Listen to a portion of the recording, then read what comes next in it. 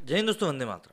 कई लोग हैं जो भारत में शांति की बात करते हैं, सौहार्द की बात करते हैं और बोलते हैं कि भाई हमें मिलजुल कर रहना चाहिए और उसी तरीके से आगे बढ़ना चाहिए।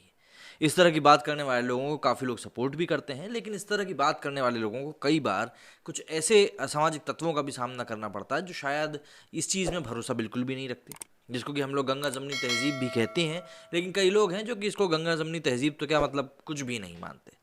नसरुद्दीन शाह, जो कि अक्सर अपने बयानों को लेकर विवादों में बने रहते हैं, इस बार उनके भाई को लेकर खबर सामने आई है। उनके भाई, जो कि एक रिटायर्ड आर्मी ऑफिसर रह चुके हैं, उन्होंने भी हिंदू मुस्लिम एकता को लेकर कुछ बातें कही थी, जिसके कारण से उनको भी आलोचना का सामना करना पड़ गया। अब जरा आप सोचिए, जब इस तरह का आदमी हिंदू मुस्लिम एकता की बात करे और उसके बाद भी उसको लताड़ना झेलनी पड़ जाए, तो जो लोग लताड़ना भेज रहे हैं, जो लोग लानतें भेज रहे हैं, उनकी मानसिकता के बारे में आखिर हम क्या कह सकते हैं।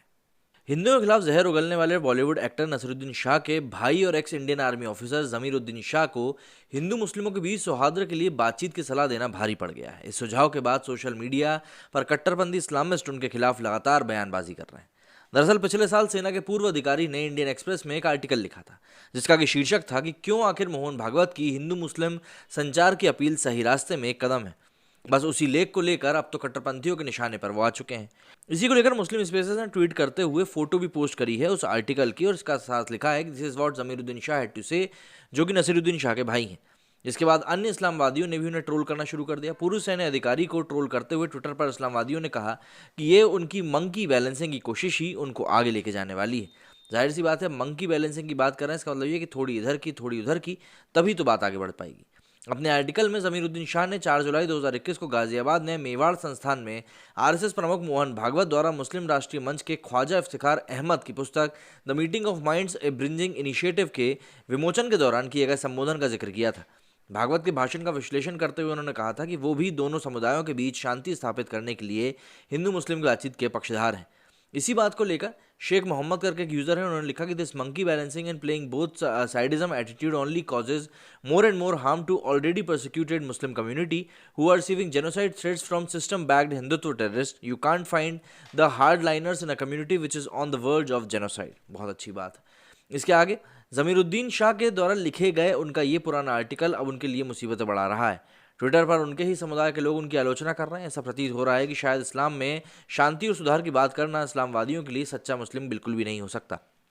बहरहाल, उन्होंने बुधवार को मुस्लिम स्पेसेस के ट्वीट का जवाब देते हुए ट्वीट किया कि मेरा दृढ़ विश्वास है कि हिंदुओं और मुस्लिमों के बीच लगातार वार्ता ही सौहार्द और प्रगति की कुंजी है।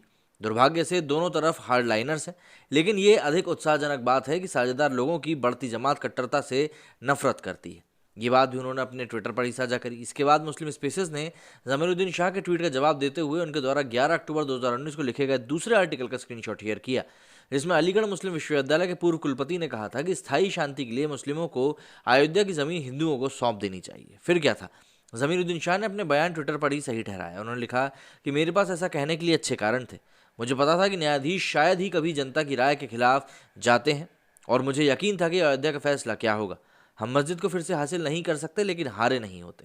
अब हम न केवल केस हार चुके हैं, बल्कि चौतरफा पूरी तरीके से भी हार चुके हैं। इसी के बाद जमीरुद्दीन शाह पर कट्टरपंथी बरसने लगे, और कई लोगों ने मतलब उनके आर्टिकल में जवाब में जमीर खान शाह कल से कई ऐसे कट्टरपंथी को जवाब दे रहे हैं जिनके मन और मस्तिष्क में लंबे वक्त से हिंदुओं के लिए नफरत भरी हुई थी। जैसे आदिल नोमानी थे, उन्होंने लिखा कि in case a favourable judgement on us would have been on the majority community to prove that the belief in the rule of law or not, emotions cannot dictate justice. इसके ऊपर उन्होंने लिखा कि found hope, you are aware how surcharged emotions are. इसके आगे क्रॉनवेल करके एक user हैं, जमील अहमद शायद इनका नाम है, ये लिखते हैं कि nothing constructive could be expected from RSS और Mohan Bhagwat. They haven't even spared the army. They have dug deeper in our secular society and divided it by the poison of hate and bigotry. Whatever he says is a hogwarts just to divert the attention of international community. इसके ऊपर उन्होंने जवाब देते हुए लिखा है कि suggest alternatives, dogmatic stubbornness and withdrawing into a shell will only expressate matters. इसके ऊपर मीर अहमद लिखते हैं this monkey balancing might be getting pretty tough seeing what is going on all across the country. इसके ऊपर उन्होंने जवाब दिया कि despite all this I have not lost hope. एक और यूजर है जिनका नाम कॉर्क है, ये लिखते हैं sir you can not reason with Nazis. Your words are well intentioned, however the RSS doesn't have a difference of opinions with Muslims which can be talked away. We are second class citizens in their world view. There is nothing to be gain from engaging with them.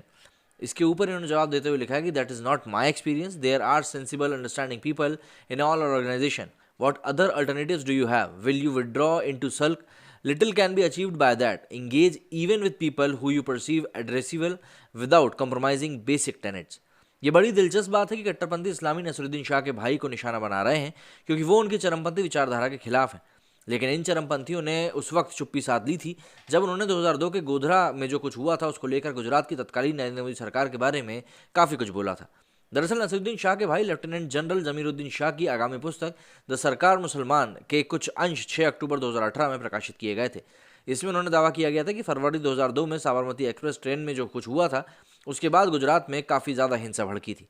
Ayodhya से लौटने वाले तीर्थयात्रियों को किस तरीके से खत्म किया गया था, लेकिन नरेंद्र मोदी के नेतृत्व वाली गुजरात सरकार सेना को तत्काल परिवहन प्रदान नहीं करा पाई, जिससे काफ़ी कुछ चीज़ें बढ़ती चली गई प्रदेश में और चीज़ें हद से ज़्यादा हो गई। उन्होंने दावा किया कि अगर मोदी सरकार आवश्यक साजो सामान मुहैया कराती तो जानमाल की इतनी हानि नहीं होती, कम होती। हालांकि उसके बाद एक और बात में ये बात पता चली थी कि लेफ्टिनेंट जनरल के दावे बिल्कुल निराधार और अनुचित थे।